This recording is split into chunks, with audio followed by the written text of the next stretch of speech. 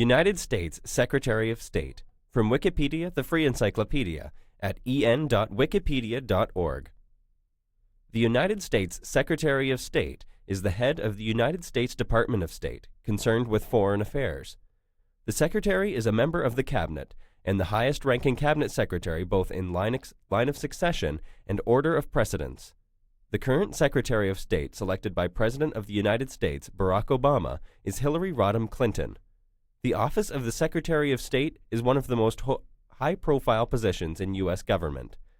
3 of the last 4 Secretaries of State have been women. Functions.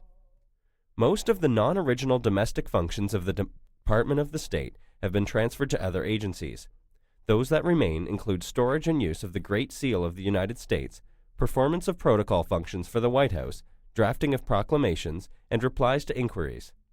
In accordance with the United States Constitution, the Secretary performs such duties as the President requires.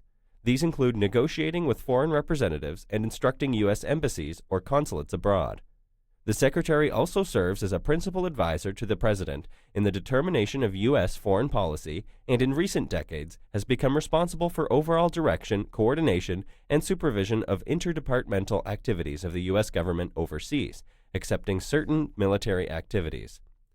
As the highest-ranking member of the Cabinet, the Secretary of State is fourth in line to succeed the presidency, coming after the Vice President, the Speaker of the House of Representatives, and the President pro tempore of the Senate. Federal law provides that a presidential resignation must be accomplished by written communication form from the President to the office of the Secretary of State. This has occurred once, when President Richard Nixon resigned on August 9, 1974, via a letter to Secretary of State Henry Kissinger. When there is a vacancy in the office of Secretary of State, it is exercised by another member of the Cabinet, as was common in earlier history, or in more recent times, by a subaltern official of the State Department until the President appoints and the United States Senate confirms a new Secretary.